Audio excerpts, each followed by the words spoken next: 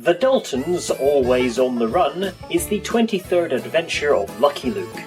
Created by René Goscinny and Morris, it was first published in 1964. 27 years later, the comic was adapted into an episode of the second television series of Lucky Luke Adaptations. How faithful was this adaptation? Let's spot the differences. Les Daltons courent toujours contains 2 stories. This was the first Lucky Luke comic for 13 volumes not to be one 46-page long adventure, as the first 8 also contained 2 to 3 separate stories. In The Daltons Always on the Run, the first story is much shorter than the second, by 30% to 70%. The newly elected President of the United States celebrates his victory by declaring a national amnesty, meaning all those who have committed crimes shall have their prison sentences revoked. Even the Daltons? Even the Daltons. Albert, a prison guard with a big bushy moustache and an Irish accent, replaces the comic's nameless, clean-shaven, pudgy prison guard. Albert takes the telegram detailing the president's decree to the penitentiary's warden, whereas in the comic, he just informs the other guards. Hey, Daltons! Would you let us work in peace, huh? You've been amnestied! No, we've been digging. Averell Dalton chooses to keep his ball and chain as a souvenir. He doesn't in the episode. This amusing concept would return in an episode of The New Adventures of Lucky Luke. I wonder why they didn't want to change out of their prison clothes. We're gonna go to Awful Gulch and play a little trick on our friend Lucky Luke. Rather than avenging themselves by murdering the cowboy who has had them locked up in 4 previous adventures, Joe and his taller brothers get revenge by wasting Lucky Luke's time, as he naturally assumes they have escaped from prison again. During this sequence, Averell is struggling to suppress laughing at the prank they are pulling. When the time comes to guffaw, he thinks his brothers have started laughing at something else. The adaptation changed this minor moment to show Averell is so preoccupied with holding back giggles, he hasn't noticed his brothers are cackling with joy.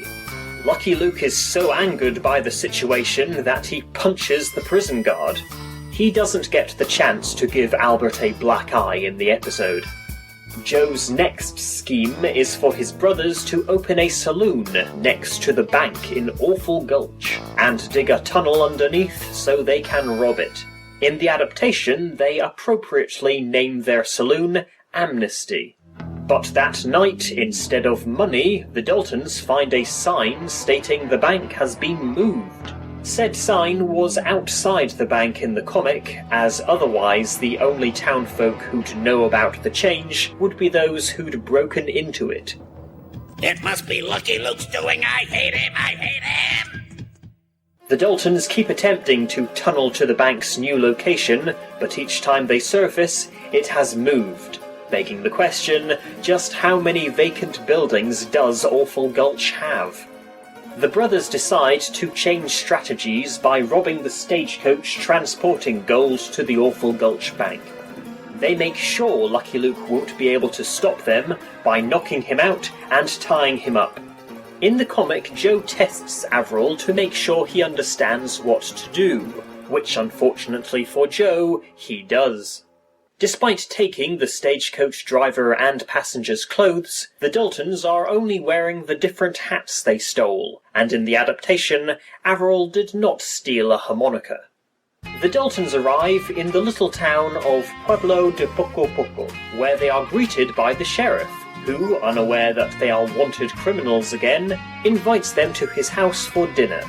Just as Averell is helping himself to a 7th slice of cake, the sheriff is informed about their recent robbery via telegram.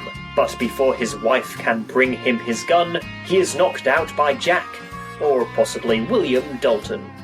The episode did not use the short scene at the sheriff's house, but he is still hit on the head because a postman nervously tells him, in front of the Daltons, that the Daltons have robbed a stagecoach. The brother bandits flee across the desert, where, under the intense heat, lose their horses and slow down to a crawl. Lucky Luke catches up with them with a wagon full of water, which easily persuades William, Jack and Avril to surrender. In the comic, Joe tries to shoot Luke, but the humidity has made his gunpowder too wet to fire. Give us water. We surrender. You wouldn't have a little bit of food, would you? Another minor change, which was very likely caused by an animator's error, is that Luke's horse Jolly Jumper was coloured brown with black hair instead of white with blonde hair.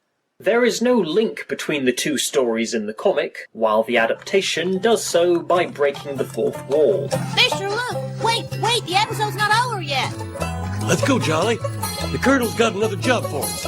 Apparently the Colonel wrote his message on the envelope. A cavalry colonel, who looks much older in the episode, has requested Lucky Luke's help because a tribe of Apaches, led by Chief Tippy-Toes, has started attacking farms, stagecoaches, and trains, and unless he can be persuaded to stop, the army will be forced to declare war on the Indians. The chief's name was Tichos in the original French language. The English dub called him Hooked Nose. Also, the adaptation reuses the design of Yellow Dog from the 20th Cavalry adventure, thus making him look fat and yellow instead of mature and red. What could they be saying? Arriba, Boriku Popo. What does that mean? I have no idea. I don't speak Apache. Citing smoke signals, the prison warden correctly concludes the Apaches are going to attack them.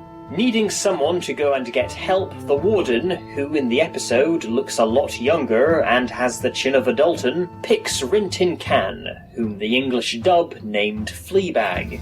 In the comic there are 5 guards at the meeting, and it is the reoccurring nameless one, who was substituted by Albert, that recommends they send Rin Tin Can. But he's so dumb. And a coward. A useless animal. He never understands anything. But I do cut a rather striking figure. The guards give all the prisoners rifles to defend themselves against the Apaches. A very funny Avril moment not added to the adaptation has the tallest brother objecting to Joe's idea of escaping because he hasn't finished breaking his rocks. He then considers taking them with him, so he can mail them back once he finishes breaking them. Lucky Luke and the cavalry see Rin Tin Can has a note tied to his collar, and once they read it, gallop to the penitentiary and chase away the Apaches. The English dub's interpretation of the dumb dog changed his initial refusal to letting Luke have the SOS because he thinks his masters don't want anyone but him to have the paper, was changed to not wanting Luke to see it because he thinks he's an idiot. Warden, there are 4 rifles missing. Warden, there are 4 inmates missing. Oh, which ones have escaped? I think I'm going to be chasing after the Daltons for as long as I live, Warden. That night the Daltons are captured by the Apaches, foolishly choosing not to shoot or even threaten to shoot the Indians approaching them. There is a mistake in the comic that was corrected in the episode. Whilst tracking the Daltons the next day, Luke comments that he can see the trail left by their ball and chains. But the Daltons were carrying their balls, and even after getting caught, the Apaches leave their hands free. In the adaptation, the brothers drag their balls across the prairie, by their own stupidity at first, but then are forced to do so once the Indians tie their hands. Looks like the end of the road. Anyway, we're bound to go down in history. It's time for the last roundup. But aren't we entitled to a last meal? As the Daltons await their execution, Avril sneezes, and it begins to rain. The medicine man frees him at once, while in the comic he orders Chief Tippy-Toes to do it. The Apaches believe Avril must be some kind of sorcerer, and obey his request to untie his brothers. In the adaptation, the rain has already stopped by the time a banquet is provided for the tallest Dalton. We're gonna civilize the savages. First we'll teach them how to rob banks. Hey, you better be careful what you say about my people, Joe. Oh, you dumbbell! While Lucky Luke tries to find the Apache's camp, Rin Tin Can finds an Apache. He takes the native back to the prison, where he tricks him into revealing he can understand and speak English by asking if he would like water with his whiskey. Luke asks Big Fish to arrange a parley with Chief Tippy Toes, and he promises to do so. In the adaptation, instead of going back to the penitentiary, our hero talks to the native at the same spot they shot at. The English dub kept the name of this character from the original French version, Alfonsino, a species of fish. Luke just assumes Alfonsino knows how to speak his language, and unlike the comic, Alfonsino doesn't pretend he doesn't understand. Me and the other wise men have just decided to invite the cowboy Lucky Luke, my brother. Calm down, Joe. The Apache chief agrees to meet with Lucky Luke on the condition that he be blindfolded so he won't know the precise location of their camp, and also that he come without his gun.